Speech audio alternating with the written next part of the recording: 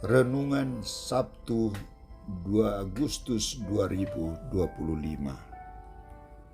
Yohanes Pembaptis dibunuh. Bacaan Injil dari Injil Matius bab 14 ayat 1 sampai 12.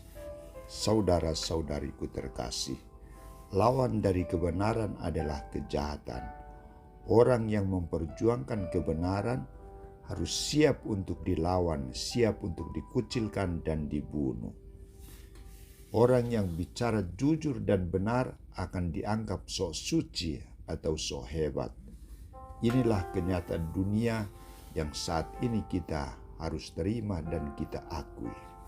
Saudara-saudariku terkasih, ketika nama Yesus semakin populer dan sangat dikagumi orang banyak, berita ini sampai didengar oleh Raja Herodes. Raja Herodes tidak bisa membedakan siapa Yohanes Pembaptis dan siapa Yesus Kristus. Fokus perhatian Herodes pada Yohanes Pembaptis, karena Yohanes Pembaptis pernah menegur dia, "Tidak halal engkau mengambil Herodias, istri Filipus saudaramu." Teguran ini menyebabkan amarah besar di hati Herodes, dan ia akhirnya menyuruh orang untuk menangkap Yohanes dan memenjarakannya. Herodes sebenarnya ingin membunuh Yohanes Pembaptis, tetapi ia takut dan segan terhadap orang banyak yang menganggap Yohanes sebagai nabi, maka niatnya ini tertunda.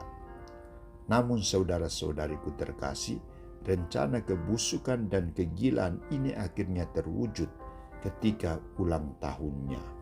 Menarilah anak perempuan Herodias di tengah-tengah mereka dan menyukakan hati Herodes dan para tamu, sehingga Herodes bersumpah akan memberikan kepadanya apa saja yang dimintanya. Maka setelah dihasut oleh ibunya, anak perempuan itu berkata kepada Herodes, "Berikanlah aku sekarang kepala Yohanes Pembaptis dalam sebuah talam." Herodes hanya mengucapkan sebuah janji di bibir, tidak serius dan bukan dari lubuk hatinya, tetapi akibatnya sangat fatal bagi kematian Yohanes Pembaptis, dan ia menuai kesedihan yang mendalam. Herodes tidak membayangkan bahwa anak itu akan meminta kepala Yohanes Pembaptis. Ia kaget dengan permintaan itu, tetapi karena malu atas tamu-tamunya, ia dengan berat hati memerintah agar menyerahkan kepala Yohanes Pembaptis kepada putri Herodias. Saudara-saudariku terkasih, tindakan Herodes ini menunjukkan bahwa kebenaran terkadang tidak disukai dan selalu menimbulkan konflik bagi mereka yang membenci kebenaran itu. Dan tindakan itu juga menunjukkan tidak adanya penghargaan terhadap nilai luhur manusia.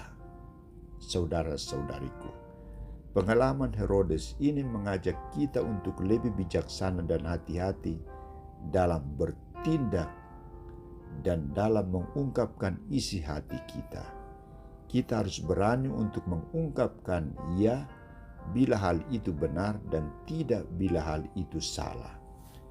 Inilah sumpah hidup kita yang perlu kita wujudkan secara konsekuen dalam menjalankan tugas tanggung jawab kita, entah sebagai imam, pengurus gereja, orang tua, orang muda maupun anak, dalam menjalani hidup kita bersama dengan yang lain. Janji yang setia akan dilaksanakan dengan sungguh, akan membawa rahmat dan berkat berlimpah bagi hidup kita maupun bagi sesama.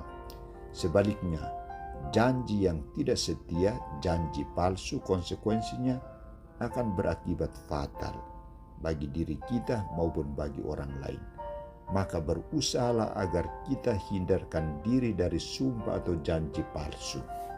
Kita mohon bimbingan Roh Kudus agar kita semakin bijaksana dalam menghadapi berbagai macam godaan dunia ini, dan kita senantiasa berpihak pada kebenaran.